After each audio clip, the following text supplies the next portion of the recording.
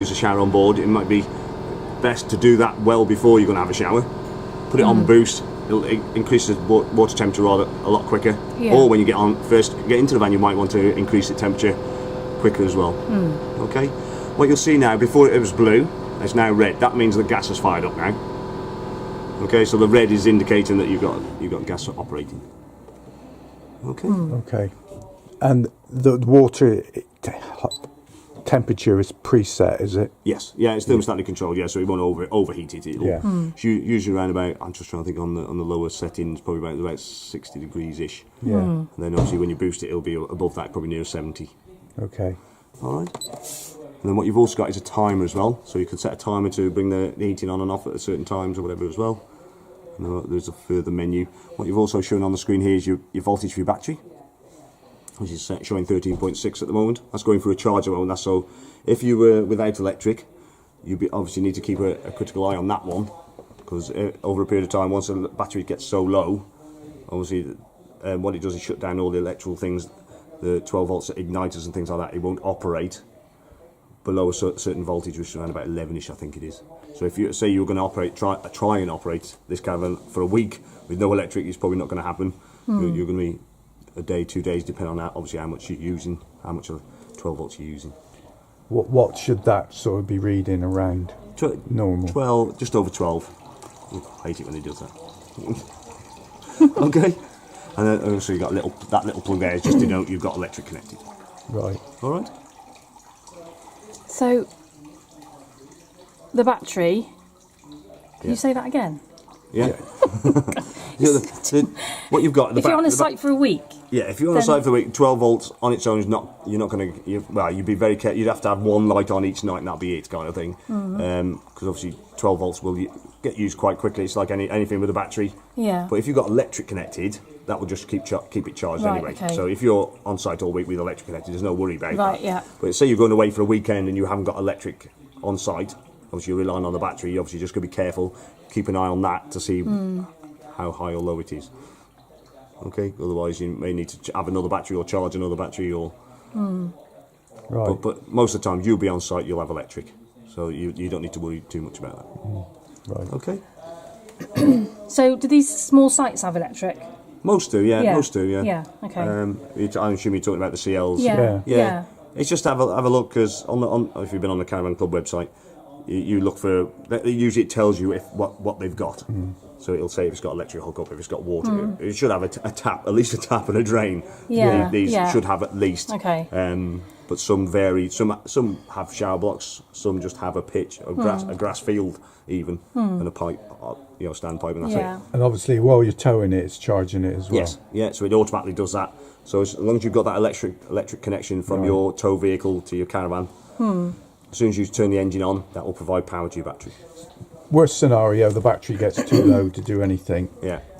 You've still got your gas for heating. Well, the only problem, no, because what it relies on is 12 volts. This screen is all being run by 12 volts. So once it drops below a certain voltage, which I think is below 11, and then it will shut down because it hasn't got enough. You can't run anything. No. You may be able to light the cooker with a match or something like that, but apart from that, because the fridge will shut down as well, because that needs an igniter to keep that running. Right. All right. Okay. All right. Yeah. Some people get solar panels to keep the battery topped up. Obviously, it's okay in weather like this. Yeah. Obviously, cloudy weather is not so good. It all depends on how big a solar power you want, or you can. Right. Yeah. That's the use, point. but there's things like that as well. But if you keep the sites that have got power, got electric, you've got no problem anyway. Yeah. Yeah. So I must admit, we're attracted by smaller. nobody else being there. Yeah. Well, you like being on your own.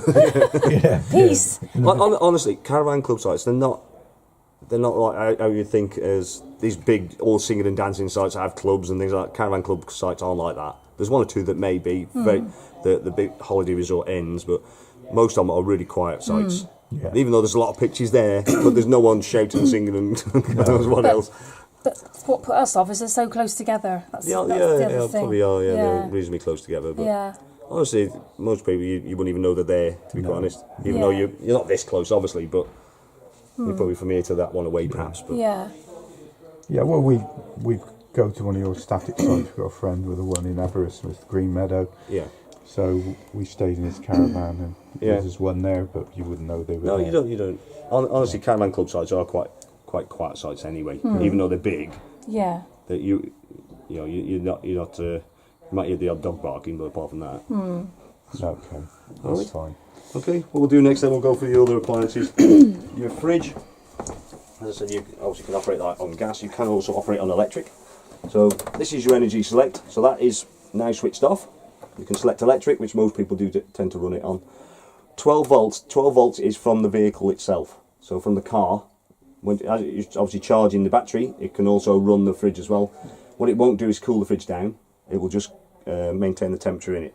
I think you said you got it in storage, so it's a bit difficult for you to cool the fridge down overnight before you travel. So that will be a bit of an issue. But if you want to travel with some food in there, what my wife tends to do is she makes chilies and freezes them. Yeah. She puts that in the fridge like a cooler block. So that would be Sits in there. fine. Just yeah. put a few bits in there that you may need when you get there. I don't know, pint of milk, Yeah. bacon for the next day or whatever, Yeah. whatever for your breakfast or Yeah. evening meal. And then obviously when you get to site, you just all you need just to switch it to electric. You can use it operate on gas if you haven't got any electric. To ignite that, you've obviously got the igniter there. This is your thermostat and gas release. What you've also got there is a little window to say when the gas is operating. So you can see that, I don't know if you can see that, there's a red line in the white at the moment. Yeah. When it's lit, that red line should be in the green. So to light it, select gas on there, press and hold that in and press and hold that in. Yeah. I don't know if you can hear the clicking, but you can see the red line is now moving into the green. Yeah. So hold this button in for a few at least 10 seconds. For the pilot. Yeah. So as soon as you take that off, if the red line starts coming back, obviously you haven't held it long enough, so you need to ignite it again. Right. Okay. So green line in there. That's to say now gas is ignited. Capture that. Yeah, I did. Yeah. Yeah. So most people do tend to run it on electric anyway. So as I said, this is your temperature range. Coldest setting obviously is right round there. So if it's coming out frozen butter, then obviously it's too cold. It all depends on how warm or cold it is outside. So it's just judging it. Obviously, if stuff's coming out frozen, then it's obviously too cold. You just got to adjust it a little bit. Okay, cooker. Yeah, I've got as I said, 12 volt igniters on everywhere. So that will obviously just like that. If you've operated gas cookers before, just be very careful. Obviously, it does say on there. Make sure this is cold before you put that glass down, because it will shatter with quite a bang. Okay. That one is obviously an important one as well. Obviously, you've got an electric ring on there as well. Obviously, that holds heat a lot longer. Yeah. So just make sure that is cooled down before you put that down, because it does hold heat. Yeah. Okay. You've also got your grill pan. There's a handle inside there. So the oven and grill also light the same way. So just press and hold. Yeah. Okay. Same with the oven.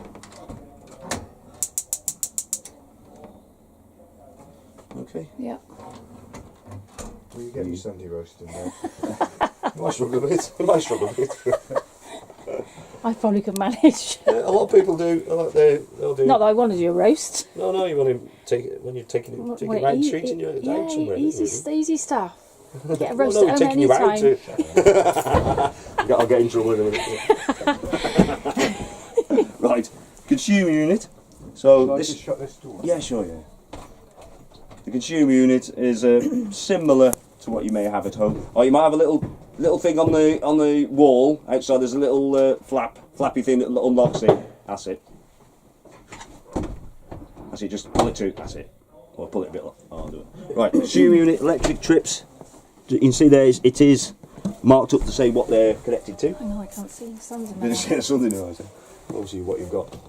Can you do that? I've got it. Right. That makes any difference. Right. What you've also got, obviously, what you won't have at home is the 12 volt systems. Oh God, Yeah. I didn't realise I did that. Yeah, that's it. A lot of people do that, and then it all ends up as a blur. What do I do now?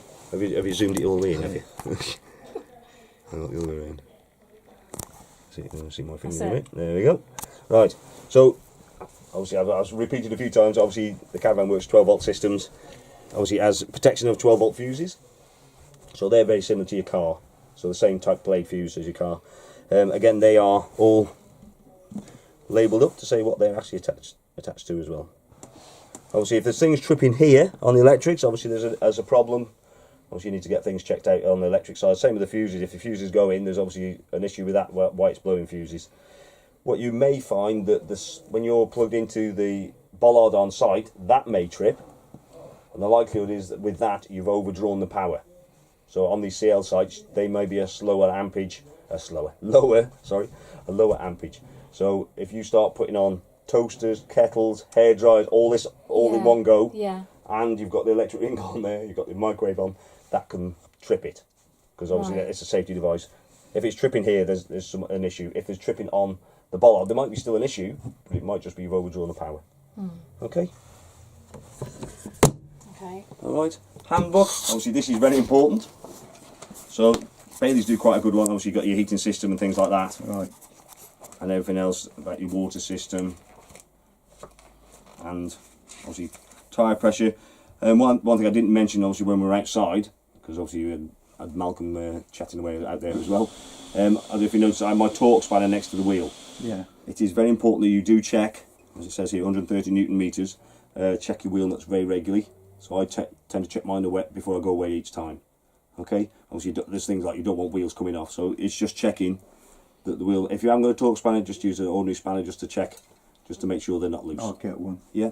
So it's 130 Newton meters. It may say on the plate outside, but I think I didn't get to that point because of Malcolm outside. I use noisy equipment. Yeah. That's Hi, love. useful. Yeah. Bring her back. And we've also got other information, individual appliances All right, in there as we're well. just going through the. All right, love. I'm just going through this caravan with a gentleman. So, all right. Have a safe journey. Take it easy. Bye. Bye. Bye. Daughter. Always good to keep in touch. Yeah. Right. So happy with that. Sorry, bit. what was that? In There's another book so of bits so and you've got pieces. that's your main book. So that's your main handbook. You will have other information for individual appliances as well, because obviously these. Can I take that one with me today? Yeah, sure. Yeah. Actually, Oh, you take the lot. Yeah. Yeah. And then I. Can... That is your main one. YouTube is a very good information area for anything, obviously, but caravans is very good as well. Yeah. So if you're looking for certain things, whale heater, there's videos on there from the actual manufacturers themselves. Go on YouTube, look for whale. Yeah. Okay. That's quite a good information point for you. The other thing, we'll just go back into the bathroom. I'll just show you the toilet, which I'll sit on in a second. I'm just using it. Right. Okay, so your toilet, to use it, you can see that one, it does swivel. Obviously they're cleverly designed it to fit into really awkward spaces. So don't think it's falling off when you're sitting on it. Right, to use it, obviously not in this position normally, but so open that. So that's your wastegate. If you remember outside, if the waste container's not coming out, it may not be, that needs to be closed. So just check, if obviously that's flaps over there, you can see that. Yeah. If it's open, that's open, or if it's not fully shut, just make sure it's closed, yeah. Okay, to use it though, open it, obviously use it, flush it, then close, and close it again. Right. Okay, so don't leave it open when after you've used it, close it up, because obviously the smells can come into the van. Right. If you hear that noise, that normally means that your flush tank's empty, so you need to go and top it up with some more pink chemical and water. Right. Okay, what you've also got is an indicator there, that will light up when your waste tank's full. So your waste tank underneath. So if that's glowing a nice red light underneath there. Just keep an eye on it, make sure. Yeah. Normally you can tell by looking through there anyway. Yeah. But and the other thing is, when someone goes to empty it, just make sure the other person knows that you're going to empty it, because you don't want any presents left by the time you come back. It's not the best of places to get in there to clean either. Okay. Shower. We talked about the shower before. It has got what's called an eco shower head. You can see there's a holes here that actually draws air into there, so it's not using as much water, but you still got to be careful on your water usage. As you said, you can just tap on and off when you need to, rather than have it constantly on. Otherwise, you just use all your water and walking across the site with your towel on just to go and get another full Aperol is a bit embarrassing. All right. Okay. Okay, so taps exactly the same. So they're all mixer taps. Right. Okay. Yeah. Obviously, light switches. You've got a pull cord switch on there. And you've also got, wherever it is, there, light switch in the centre of that. Right. Same with that one. So the big round ones, they've all got their own individual switch. You've got light switch for underneath the microwave, which is that one there. Microwave, another important thing, do not travel with glass plate in. If that drops down and goes on there, it's likely to go through it. My wife tends to put it in a bowl with a tea towel wrapped around it just to stop it rattling about. Yeah. Okay, to operate it, it's pretty straightforward. As you just turn that and just press start. Yeah. Okay, I'm just trying to think now where the TV aerial is on this one. Well, obviously that's your connection point now. I'm just thinking which is on the roof now. Oh, right. I'm trying to remember where I saw that. Is it the front on this one? Oh, there it is. There it is. They obviously position these all in different places. You've got a directional aerial. Is in this one here. Obviously, it's very interesting in my grave. Just thinking if I can get the roast in that one. Right. So that's your what is called a directional aerial. Best thing to do is to use it, loosen that off, then have a look to see where everybody else is pointing their aerial, because this is a directional aerial, as I said. Slide it up. You can turn it around. Okay, you can see there's an indicator there. There. There should be a little marker. Normally it says on here. So the indicator denotes the rear of the antenna, that there. Okay, so obviously I'm pointing the aerial that way now. So if everyone's pointing their aerial that way, hopefully they've got a signal. Hopefully you'll get a signal. Okay, what you can do also is tilt the top of the aerial as well. So at the moment it's horizontal. If I turn this, which is obviously faff because that aerial leads it away. You see it goes into red. It says V. It's now that way up. Right. Okay, if everybody else is doing that, do that, because obviously that's the best signal. All depending on where you are. Obviously, if you're in the wilds of Wales or whatever, you may not get a signal, or you may get a poor signal. So it all depends on where you are and how good a signal you're going to get. And if you're on the site and you're the only caravan, you've got hours of fun trying. Yeah, you've got to try and figure it out. Yeah.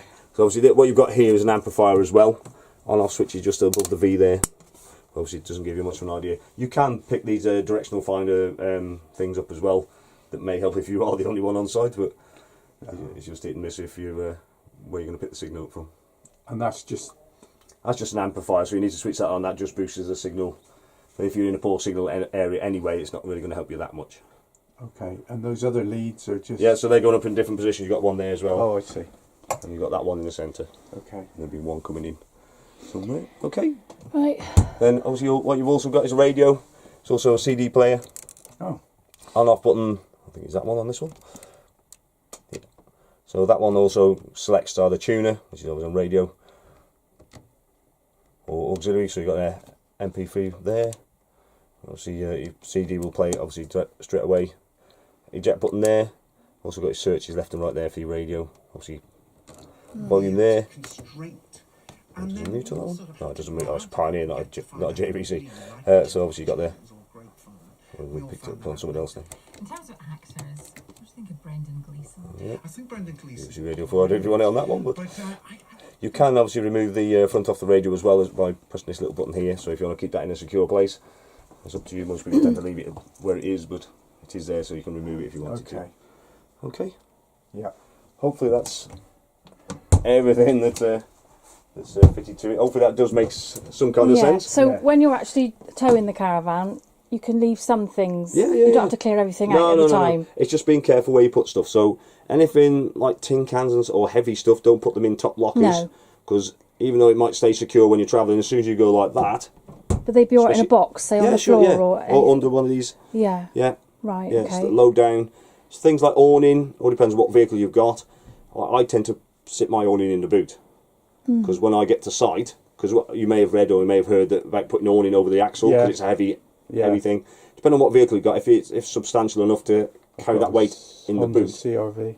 Honda CRV, yeah, probably better in the awning in the van. The reason why I carry it in the boot, not CRV, I'm thinking Civic for some stupid reason. No. Yeah, CRV, yeah. You probably, depends on what else you're carrying, but that would be okay in the boot. Because the reason for that is, when I turn up to site, if it's raining, I can get this quickly set up and jump in. I'm not going to be doing the awning straight away. If it's sitting in the middle there, I'm just going to be tripping over it. Yeah, be in the way. Yeah. Yeah, So it's like that, you've got to get that out of the way before you can start using it. Yeah. The other thing is, with your awning, don't think you've got to do everything all in one go. Get this bit set up, sit down, have a cup of tea or drink of whatever you prefer. Obviously, if you are starting on the wine, just only have the one glass, not the whole bottle. Before you put the Yeah, because you don't want to be putting full awning up on the whole bottle. One glass may be acceptable. Okay, but just get there, because the first, especially the first couple of times out, it might be a bit of a stressful journey. Yeah. It may be. It depends what traffic you come across, whatever. So get this bit set up, sit down, have a relax. I tend to get to sites around about lunchtime ish. Yeah. So I quite get early, this bit yeah. set up, and then do and everything then just have a relax for an hour or so. Then think, right, now we'll go and do the awning. So you don't, Yeah. because by the time you get onto the awning, you're like, you could be. But once you get, It's best not that's to what do they too say. many things at once when you get there. Yeah, But that's good. Just get yeah. that bit. Just get this bit done. All set up, Sit yeah. down. You'll get, once you get into the rhythm of half an hour easy. You'll get this bit set up. It'll be dun dun dun dun. Yeah, yeah. Sit down. It seems have a a lot at relax. the moment, Have some but lunch. You're really good I know. for all The that. It'll problem be is fine. at the moment it's You're got taking a all this lot stuff in, of God. stuff. A lot of stuff. It's all new, which is all fun anyway. Yeah. But it'll be fine. once you get It'll into be the rhythm fine. of these, honestly, it's really easy. Yeah. It is. Once you get used to it. What about this up here? Yeah. So your roof light. Oh, sorry. Oh, Yeah, that just- no, yeah. Well, obviously there's other things as well, but to release that, just push the button in. That just slides up there, or into different positions. Just be careful, if it gets windy, that will fly up. When you secure it, just make sure that little button pops out, because sometimes it can. I bet you won't do it now. Sometimes they stick just about there. Just push that up, make sure it pops out, because if Yeah. obviously the wind does get it, it still may rip it up. Okay. Okay, so that's secure now. Right. Yeah.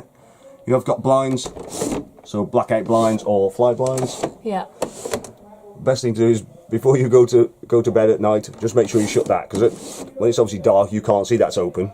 At 4 o'clock in the morning in the summer, you will definitely know that's God. open, because it just sun will be beaming Yeah. down. Unless you like waking up at 4 o'clock in the morning, it's quite No, it's no. all right. But when you're lying down there, and Yeah. the thought of trying to reach up that high to Yeah. shut that is annoying. Okay. Right. Windows, I'm going to say reasonably straightforward. As you got your secure in there, just slide that open and just lock it off using them. So you just make sure you loosen them off. You can put it on a slight vent for overnight if you wanted to, or just make sure, obviously, especially with travelling, you make sure you're secure them. So can they be open with the blackout blind down? Yes, You yeah. can do yeah. that's all the is it? fly Yeah. blind. Yeah. if you Okay. want. So you can open it and put the fly blind down. Yeah. Yeah. Right. Okay. Well, obviously, when you pack it up to go, make sure obviously everything is secure. Things like glass lids down on Yeah. there, and then it's just make sure the things are secure, really. Right. Yeah. Okay. Okay. Right. What we got here? This may prompt you for other questions while I'm doing things outside. All it is just an explanation of how your van works.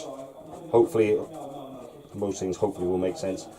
If obviously you said you may not be using this for a while, that might be a bit tricky, because when you come to use it again, obviously you'll have your video. Yeah. But if you're up on site, when you go on site, if you go into the quieter ones, obviously there's not so many people about. But if you go on the main caravan sites and you're caravan club sites, and you're unsure, usually the wardens, they're caravanners, because they're normally stopping on site with their caravan.